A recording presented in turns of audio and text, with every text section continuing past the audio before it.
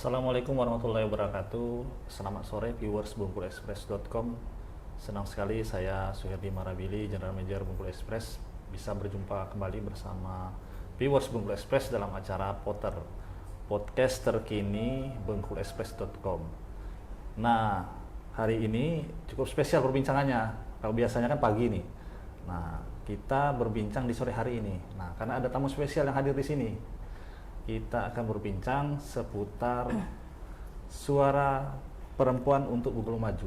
Jadi bagaimana kiprah-kiprah perempuan di Provinsi Bengkulu ini yang masuk dalam kancah perpolitikan di Provinsi Bengkulu.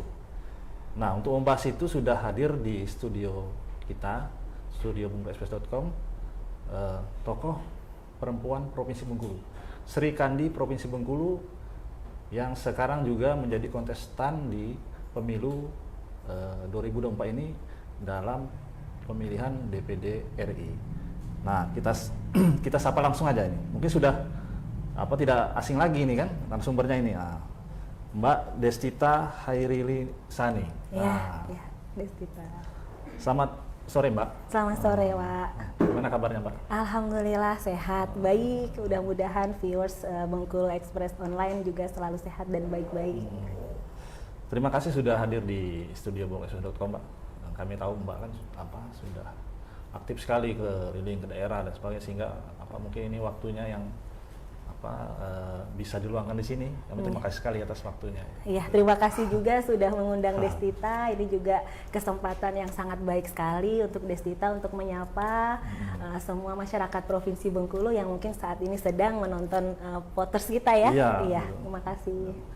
Nah, viewers Bungkul Express juga nanti bisa ikut berbincang atau mungkin bertanya langsung dengan Mbak Destita, bisa berkomentar karena ini kita streamingkan melalui Facebook dan juga medsos bungkulexpress.com yang lainnya.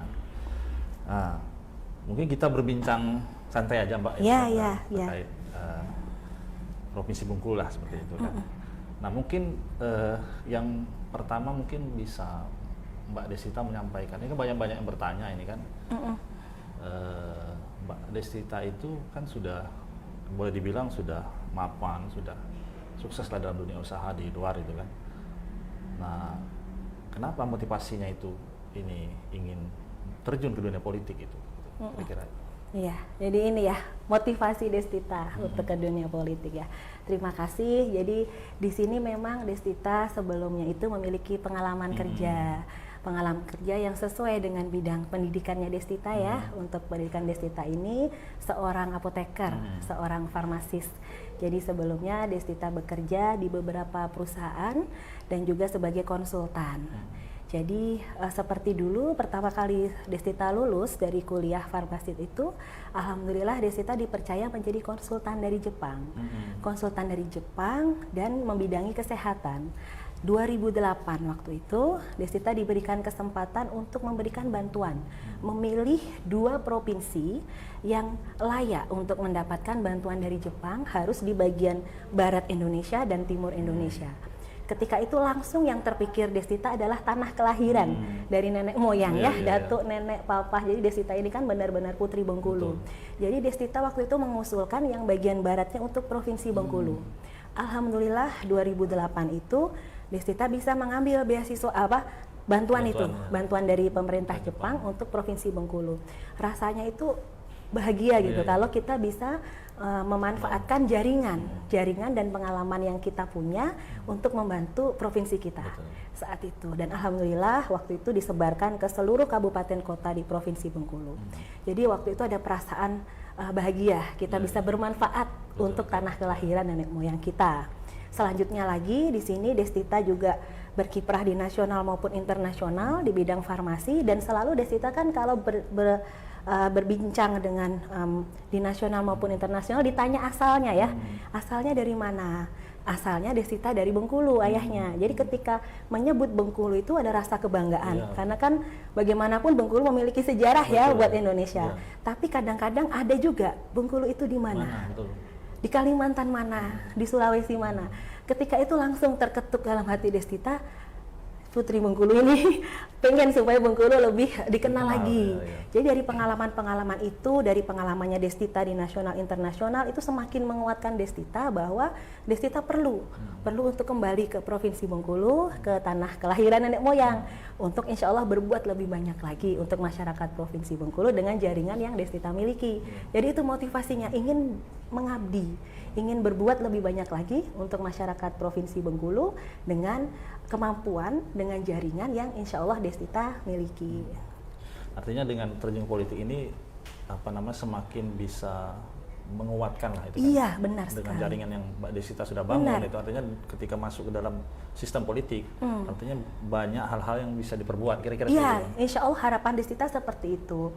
Karena begini Mas, kalau kita mengandalkan pribadi, kemampuan pribadi ataupun keluarganya Destita selama ini ya, mungkin yang kita perbuat masih terbatas. Ya seperti tadi Destita memanfaatkan jaringan Destita di luar negeri untuk mengantarkan bantuan, mengambil bantuan ke Provinsi Bengkulu. Itu kan jaringan pribadi Destita. Kemudian membangun sekolah, misalnya membangun sekolah di Kota Bengkulu ini, alhamdulillah menjadi salah satu pendiri sekolah yang standarnya nasional internasional. Baru kekuatan pribadi dan keluarga. Jadi insya Allah Destita di sini ingin menguatkan jajaran pemerintah Provinsi Bengkulu, menguatkan masyarakat Bengkulu dengan jaringan tadi, kemampuan Destita untuk bisa bermanfaat lebih banyak lagi. Iya. Kemudian ini Mbak Destita, kenapa pilihannya itu di DPD RI? Karena kan banyak juga yang menyampaikan itu DPD itu kan punya keterbatasan itu. Berbeda misalnya dengan DPR seperti itu kan, dia punya fungsi eksekusi lah, budgetingnya itu kan. Nah kalau DPD ini kan dia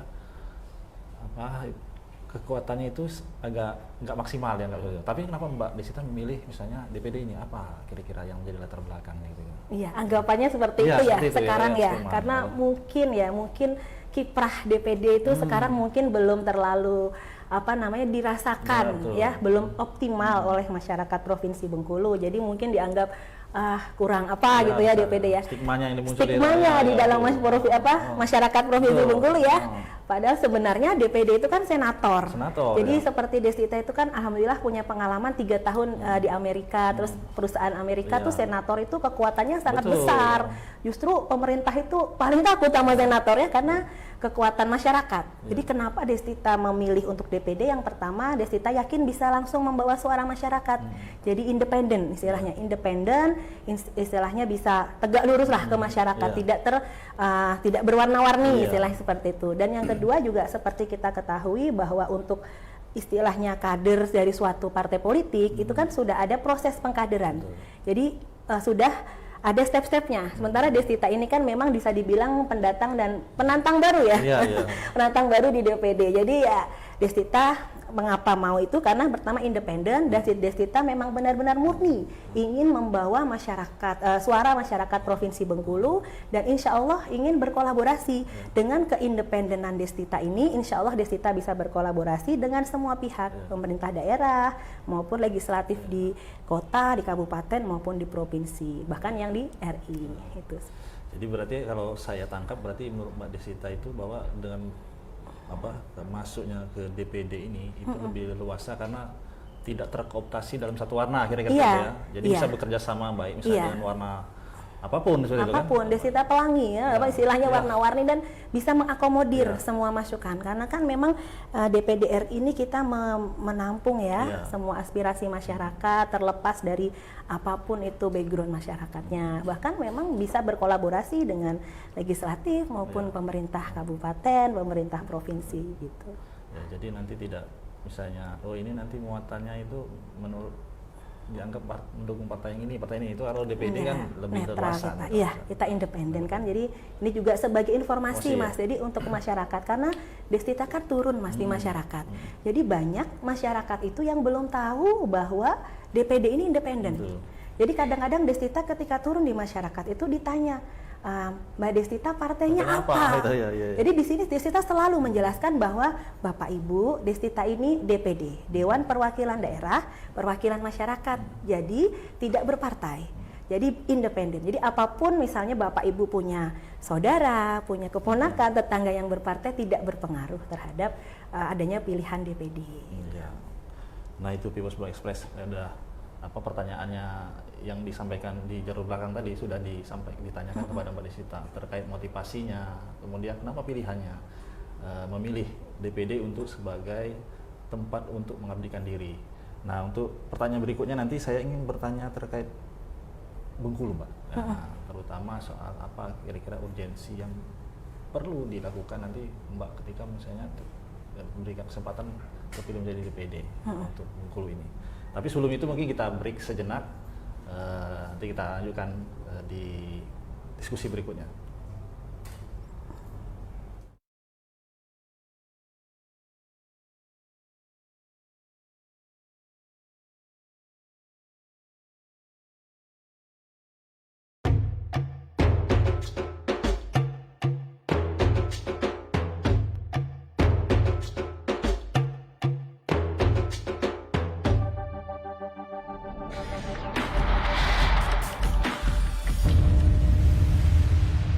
Destita kerudung putih, putri Bengkulu sejati, cintamu tulus dan suci, mengabdi sepenuh hati.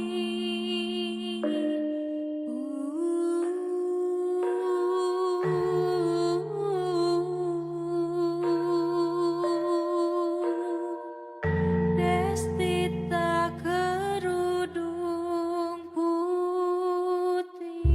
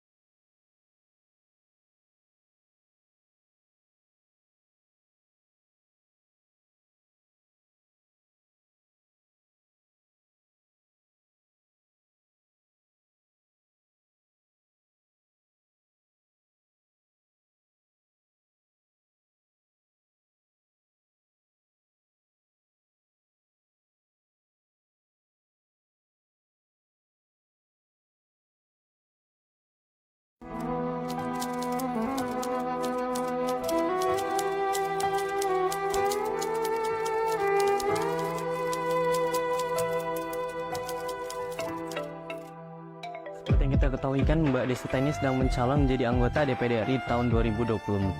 Nah, kalau dari Mbak Desita sendiri apa sih yang bikin tertarik untuk mencalonkan diri menjadi anggota DPD RI? Iya, terima kasih. Benar sekali. Saya sedang mencalonkan diri menjadi calon DPD RI. DPD RI ini merupakan lembaga yang tepat untuk saya untuk memperjuangkan aspirasi dan juga mewujudkan apa yang menjadi keinginan dari masyarakat Provinsi Bengkulu. Kalau dari Mbak Desita sendiri, visi dan misi seperti apa yang Mbak Desita tawarkan ketika mencalonkan diri menjadi anggota DPD RI? Ingin Bengkulu menjadi lebih sejahtera. Jadi ingin memperjuangkan hak-hak orang-orang Bengkulu ini Mbak ya untuk lebih baik lagi. Aspirasi dari Ya, masyarakat aspirasinya Bengkulu sebagai wakil dari masyarakat Bengkulu khususnya di tingkat nasional.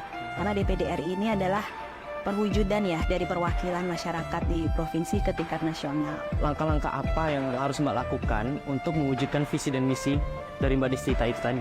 Saya sudah mendengar aspirasi dari masyarakat, saya sudah mencatat, dan tentunya nanti ketika saya terpilih menjadi anggota DPD RI, itulah yang akan saya perjuangkan untuk mewujudkan apa yang menjadi aspirasi masyarakat. Bahkan untuk materi tidak saya pikirkan terlalu ya, maksudnya saya ingin benar-benar berjuang untuk masyarakat Bengkulu, dan misalnya untuk pendapatan saya di DPD RI pun saya siap untuk saya bagi untuk masyarakat Provinsi Bengkulu nantinya.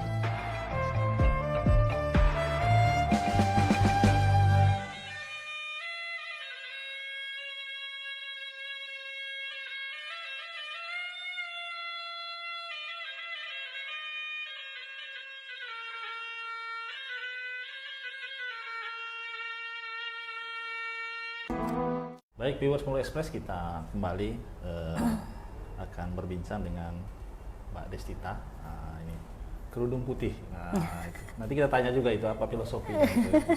Nah, viewers Bengkulu Express juga bisa berbincang atau berkomentar atau bertanya itu melalui Facebook bengkuluexpress.com. Nanti tinggal diketik, nanti akan dibacakan itu pertanyaannya.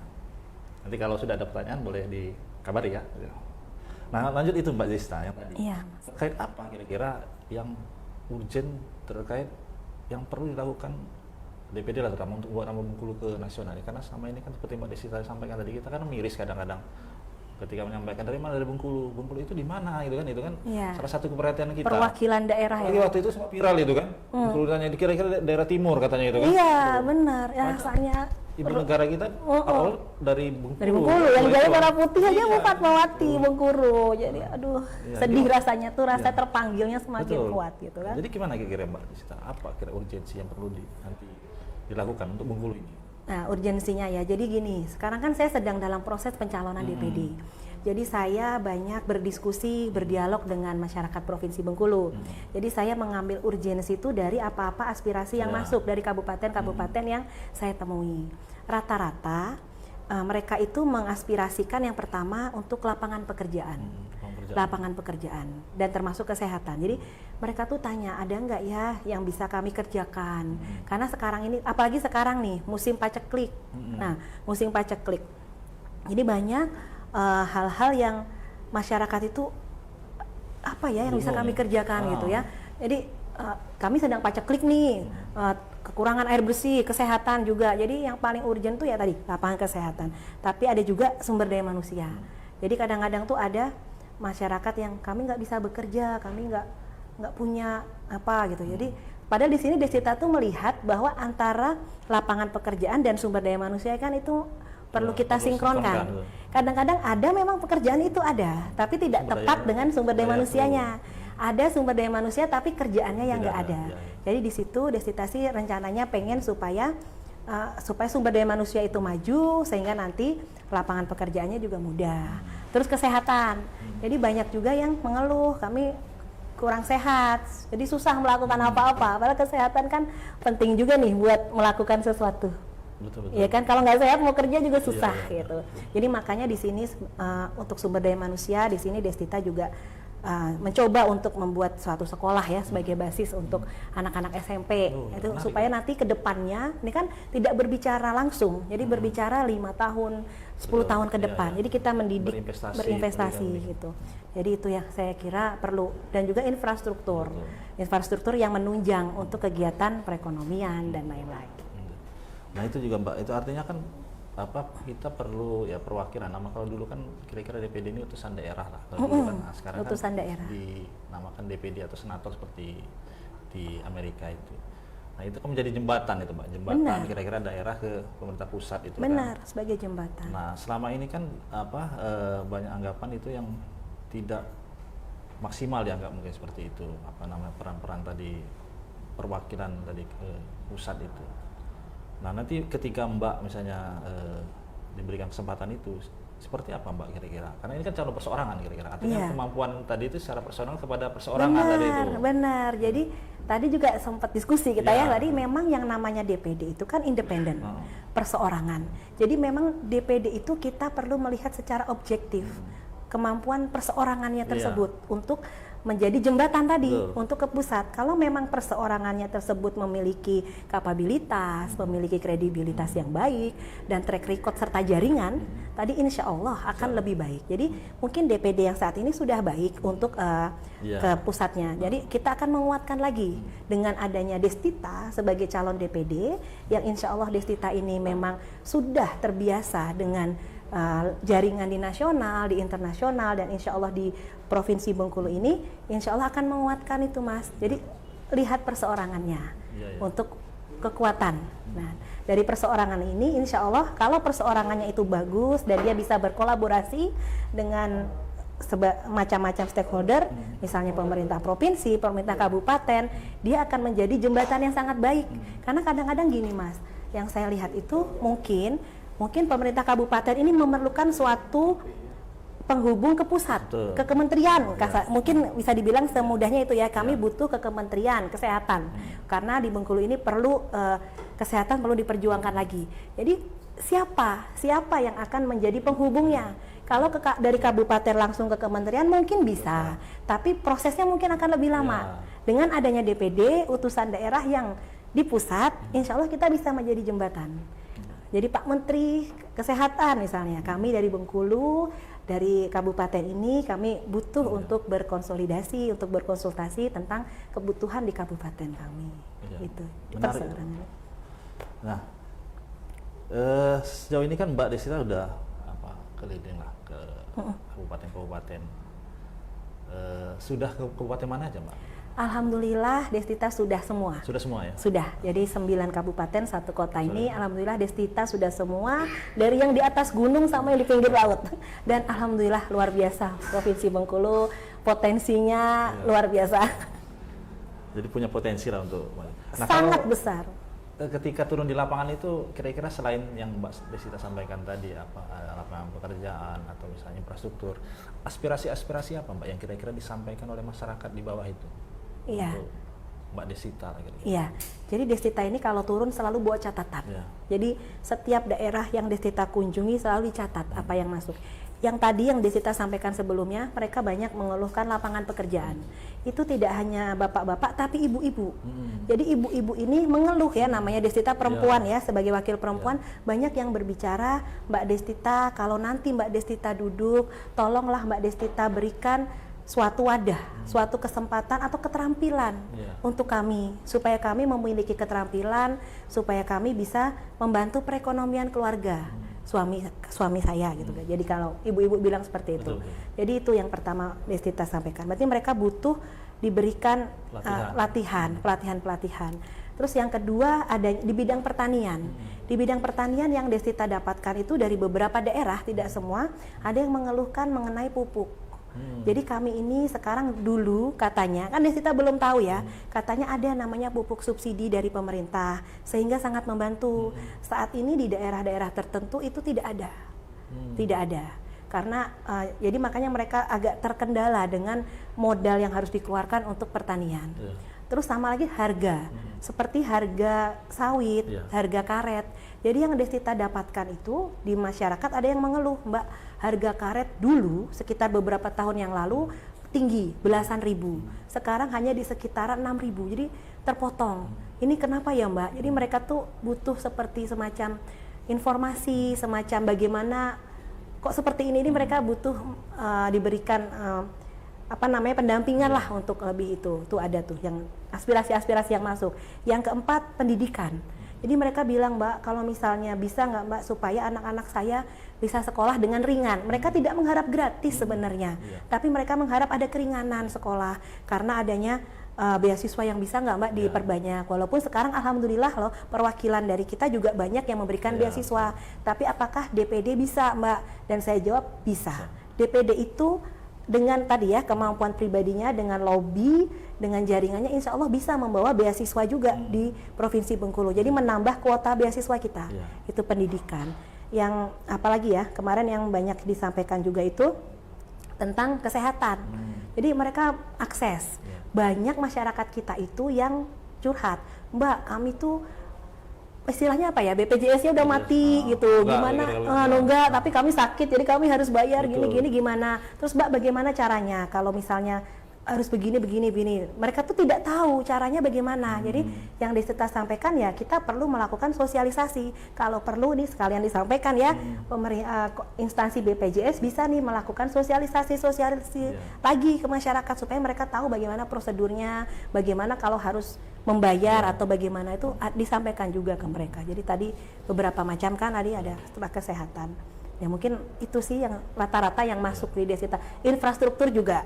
Mbak, bisa nggak Mbak nanti bangun jalan saya ini, kampung kami, biasanya kayak gitu. Jadi kami udah bertahun-tahun nih jalannya seperti ini. Jadi itu juga disampaikan masyarakat dan Desita hanya bisa menyampaikan, Desita nih wakil masyarakat. Nanti akan Desita hubungkan dengan pihak-pihak terkait yang bisa mengeksekusi itu seperti itu. Karena Desita bukan kepala dinas PU ya. Iya, kemana nanti Desita hubungkan kan gitu. Itu sih yang selama ini yang Desita kumpulkan dari aspirasi-aspirasi masyarakat diantaranya itu. Jadi sebenarnya kalau dilihat begitu banyak sebenarnya aspirasi dari masyarakat, Iya. terutama terkait kebutuhan dasar mereka itu, Iya, itu di benar. lapangan. Dan itulah nanti jadi peran-peran DPD nanti yang akan menjembatani Pak, Iya, aspirasi-aspirasi mereka, sehingga mungkin lembaga-lembaga teknis itu bisa mengeksekusi aspirasi itu, kira-kira seperti itu. Iya, Ya, Mbak. benar-benar.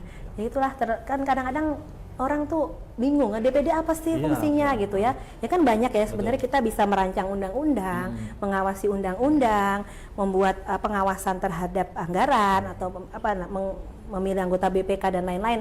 Tapi tuh fungsi yang memang istilahnya kalau di masyarakat tuh bahasa dewa gitu. Iya. Jadi mereka tuh pengennya yang taktis, yang apa sih realnya Pacak gitu. galau, Pak.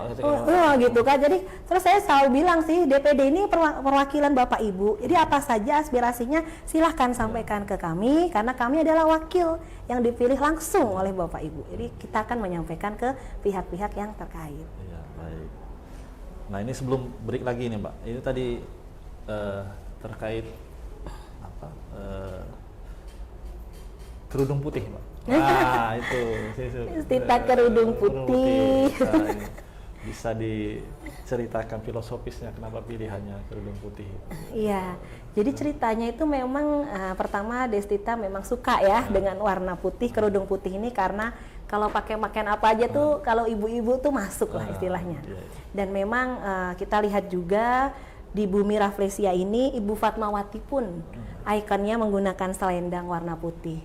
Jadi Destita insya Allah nih menjadi simbol bahwa Destita siap untuk menjadi salah satu perempuan tangguh, perempuan dari Provinsi Bengkulu yang akan memperjuangkan masyarakat Bengkulu di tingkat nasional, meneladani Ibu Fatmawati. Nah, itu Viewers Bengkulu Express apa?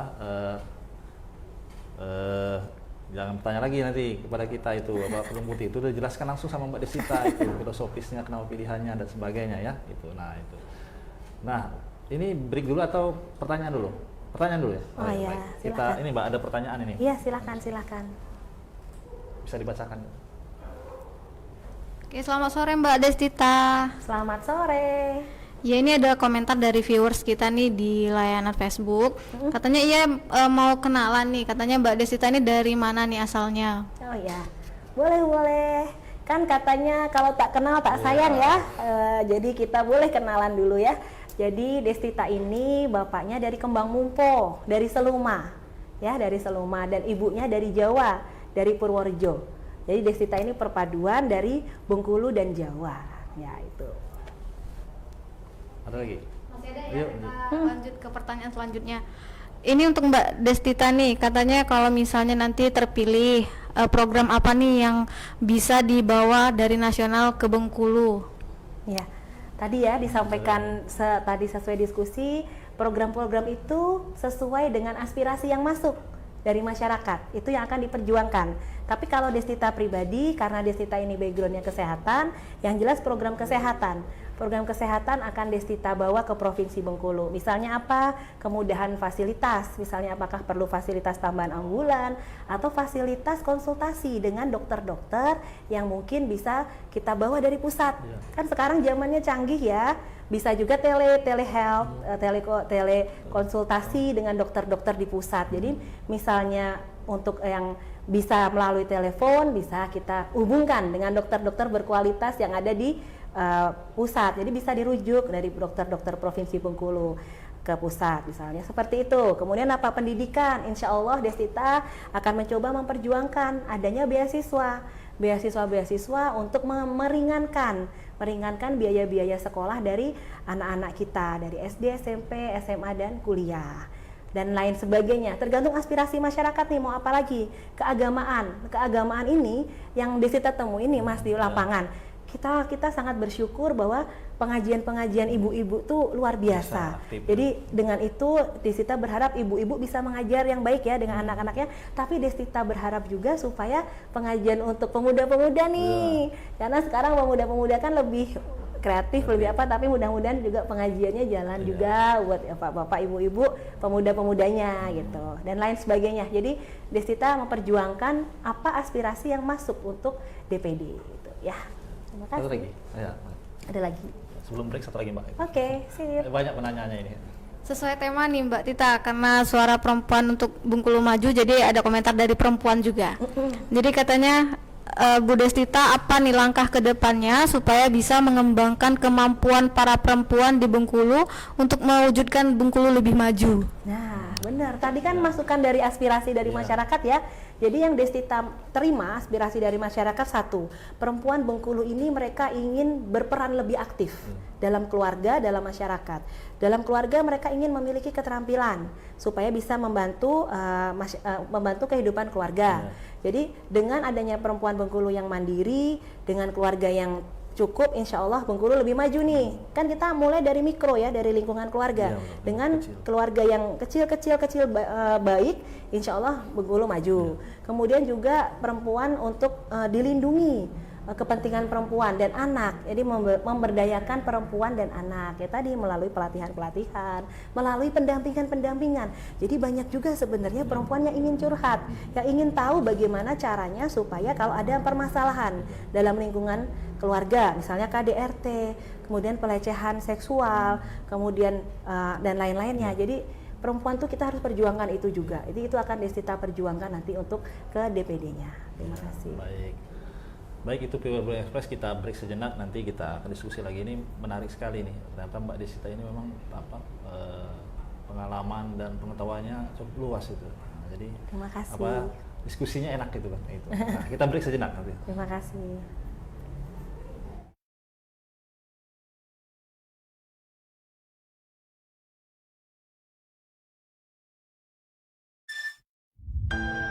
Mimpi itu sederhana. Asal ada teman untuk selamanya. Mimpi itu tidak hanya ada dalam gedung tinggi. Mimpi ada di tengah lintasan yang membara. Bakar semangat, banggakan Indonesia. Mimpi itu bukan untuk segelintir orang. Bersama-sama raih kebebasan, tumbuhkan semangat penuh harapan.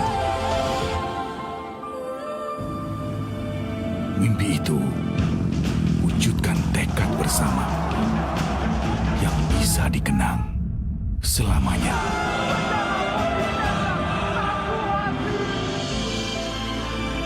Mimpi itu berani bahagiakan yang tercinta.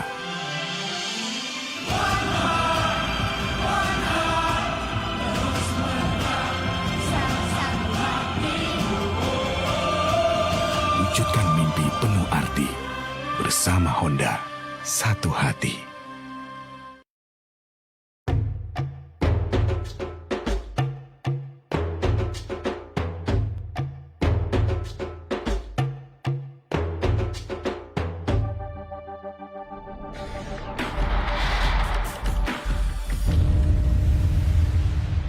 Destita kerudung putih, putri Bengkulu sejati. Cintamu tulus dan suci,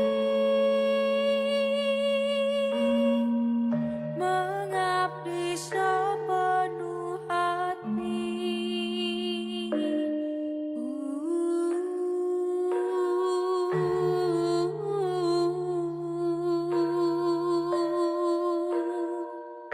Destita kerudung putih.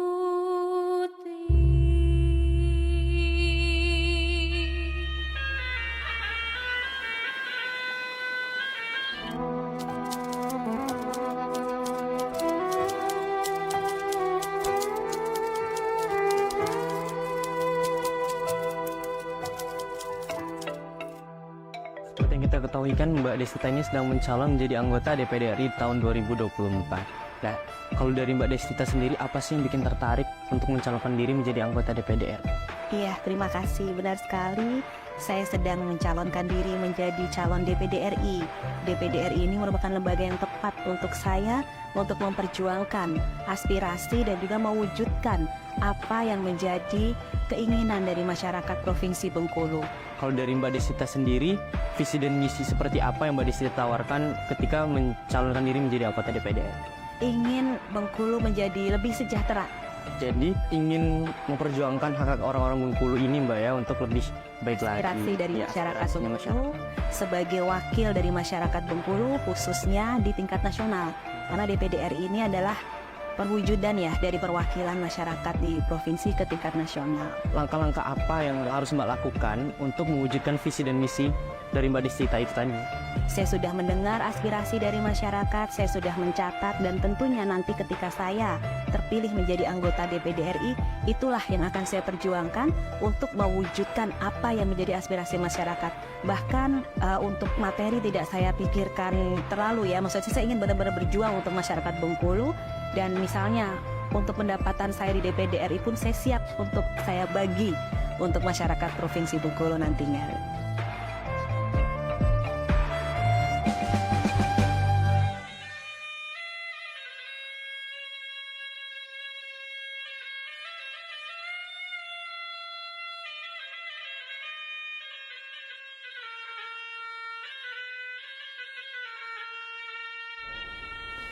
Baik, viewers Blue Express, kita kembali lagi di segmen terakhir ini. Di sini kita akan berbincang kembali dengan Mbak Desita, melanjutkan perbincangan tadi Mbak terkait suara perempuan tadi. Artinya sebenarnya politik ini kan biasanya didominasi maskulin lah itu kan, dominasi apa kaum pria itu yang, dan perempuan ini lebih sedikit lah yang turun ke gelanggang ini, bahkan makanya sampai harus diberikan syarat kuota itu kan, misalnya kayak legislatif itu kan, nah, kalau tidak terpenuhi artinya belum bisa dijadikan DCT. Nah, kira-kira Mbak Desita memandang itu seperti apa sih perempuan ini harus turun ke politik ini? Gitu. Iya, penting, Ya, sangat penting. Ya, perempuan perlu turun untuk di politik karena ada bagian-bagian yang memang hanya bisa diketahui dan dirasakan langsung oleh perempuan. Betul. Ya, kalau sebenarnya Desita ini kan juga sebagai Ketua Sri Kandi. Iya, Sri Kandi, Tenaga Pembangunan Sriwijaya untuk Provinsi Bengkulu.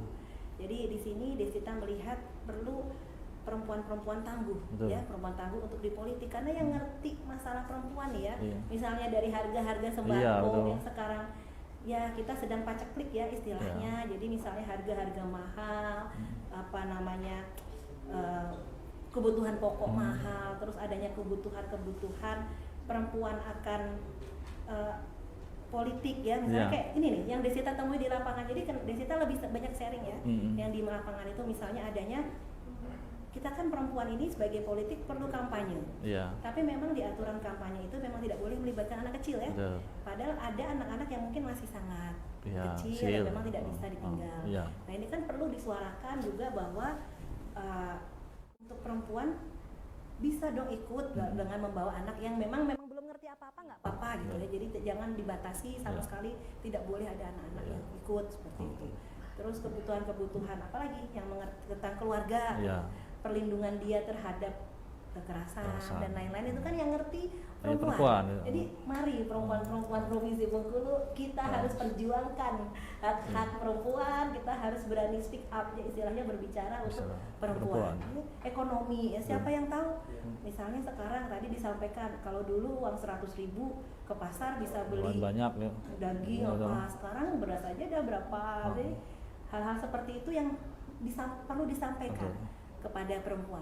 Memang mungkin perempuan nggak bisa menanyakan, kan tahu dia, iya nggak bisa, ini harganya mahal, kenapa? Misalnya apakah ada subsidi dari pemerintah yang perlu kita perjuangkan benar-benar. Jadi ayo perempuan Bengkulu kita harus maju, karena kita adalah yang bisa menyuarakan suara perempuan.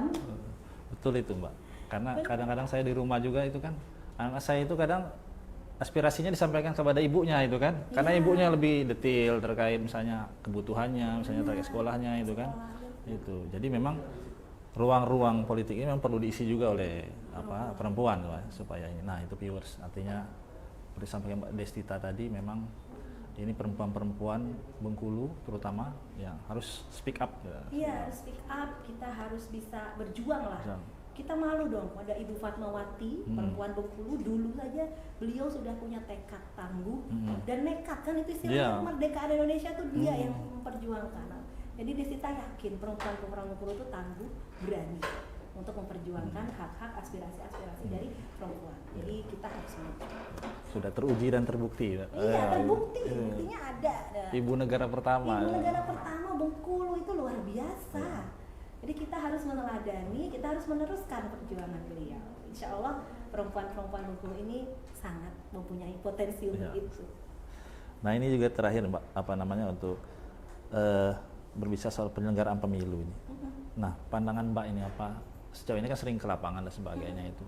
Nah terkait netralitas dari penyelenggaraan Mbak melihat sejauh ini seperti apa kira-kira? Apa sudah memang sesuai apa porsinya atau Mbak memang menjalankan tahapannya memang sesuai dengan aturannya gitu? Iya.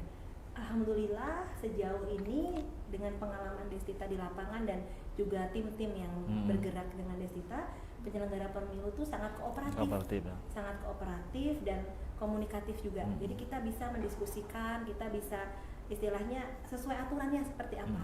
Jadi nggak ada yang keberpihakan terhadap salah satu calon. Desita lihat di sini tidak ada. Jadi Desita juga sangat berterima kasih sekali atas kerjasama, atas kolaborasi, dan mereka benar-benar memberikan arahan, memberikan bimbingan. Jadi kalau kita ada keraguan-raguan pun kita bisa langsung berkonsultasi. Jadi dari Desita sendiri ya pribadi sebagai calon dan juga tim di sini merasakan netralitasnya sudah baik. Jadi berharap ini terus dipertahankan sampai nanti hari pemilihan ya insya Allah terus seperti ini. Jadi netral, baik, kooperatif seperti itu. Nah ini sebelum masih ada pertanyaan? Oh iya. Nanti sebelum closing statement kita dengarkan dulu pertanyaan Pak. Nanti soalnya nanti japri admin nanti kenapa nggak dibacakan gitu kan gitu. Iya itu. benar ya, mumpung kesempatannya silakan.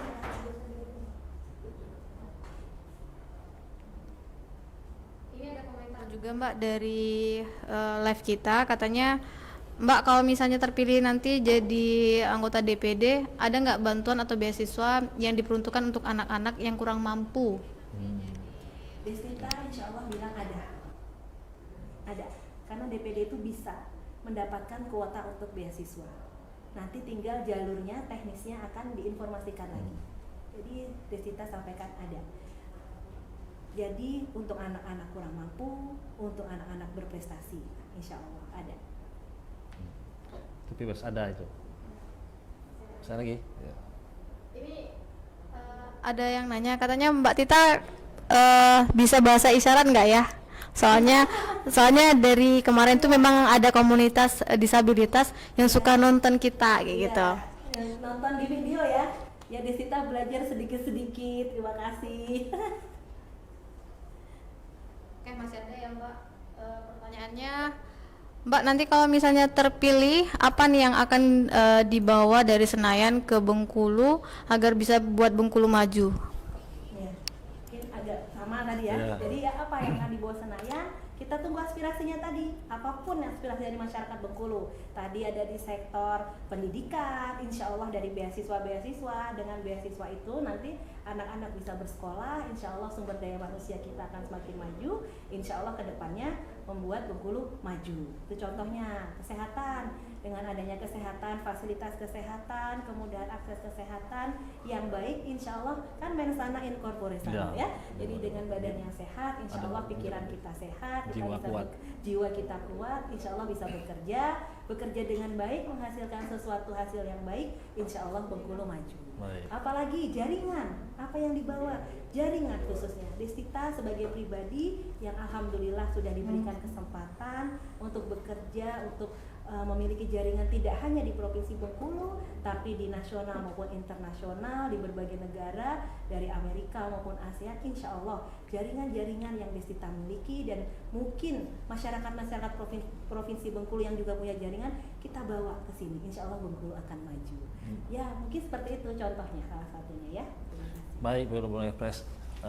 Mungkin kalau di ini semua nanti nggak selesai nih Mbak. Ya. Masih banyak sebenarnya. Tapi mungkin karena waktu juga kita harus menyelesaikan diskusi kita. Mungkin terakhir ini Mbak, Ya, gimana? menyampaikan harapan Mbak Desita terkait pemilu juga terkait Bengkulu lah, itu kan sebagai mempunyai kesempatan yang baik kan. Itu. Iya, terima kasih banyak. Jadi harapan Destita untuk pemilu dan Bengkulu. Untuk pemilu, Destita berharap pemilu ini bisa berjalan dengan baik, dengan jujur, dengan adil, dengan damai. Jadi kita memang berjuang ya, masing-masing calon itu berjuang, masing-masing calon memperkenalkan diri, berharap juga masyarakat sekarang kan sudah semakin cerdas untuk menilai calonnya, untuk menilai kemampuan calon, dan juga supaya berjalan dengan jujur ya, istilahnya ya jujur. Jadi semoga nanti hasilnya baik. Dengan proses yang baik, Desita berharap hasilnya baik. Untuk Bengkulu sendiri bagaimana? Insya Allah dengan cara pemilu yang baik, dengan calon-calon yang baik, insya Allah Desita berharap Bengkulu akan semakin maju, semakin dikenal, khususnya ya yang tadi ya dari awal kita sampaikan, kita sedih kalau provinsi kita tercinta ini tidak dikenal. Jadi kita harus terus berjuang baik secara individu, secara masyarakat, supaya provinsi Bengkulu kita lebih dikenal, lebih maju lagi. Dan yang paling penting satu sama lain, mari kita berkolaborasi, bekerja sama untuk Bengkulu lebih maju. Terima kasih. Baik, itu Bengkulu Express apa yang disampaikan oleh Mbak Desita. Mungkin hampir 1 jam kita ngobrol, Iya nggak ya, kerasa ya. nggak kerasa. Udah. Senang Ya. kalau ngobrol gini. Bengkuluexpress.com kita akan ketemu lagi nanti dalam podcast berikutnya. Mungkin terima kasih kepada Mbak Desita atas Terima waktu dan kasih. kesempatannya. Mungkin di lain waktu nanti kita undang lagi setelah Alhamdulillah. pelantikan mungkin Mbak. Insya Allah Alhamdulillah. Desita Dan mohon juga- doa restu ya dari masyarakat Ya. Provinsi Bengkulu dalam proses pencalonan Desita sebagai calon anggota DPD RI. Terima kasih. Ya. Mungkin sekian dari saya, Suherdi Marabili. Terima kasih atas perhatian viewers Bengkulu Express. Kita akan berjumpa kembali dalam diskusi berikutnya. Assalamualaikum warahmatullahi wabarakatuh. Waalaikumsalam warahmatullahi wabarakatuh. Dadah.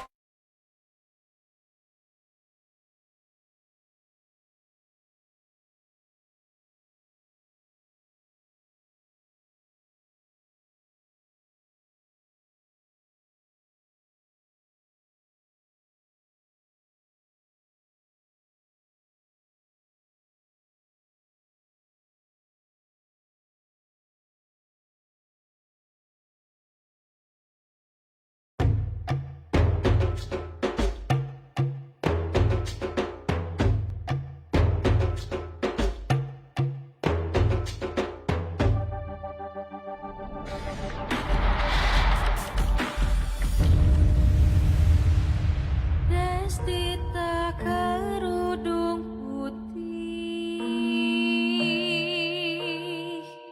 putri Bengkulu sejati. Cintamu tulus dan suci, mengabdi sepenuh hati.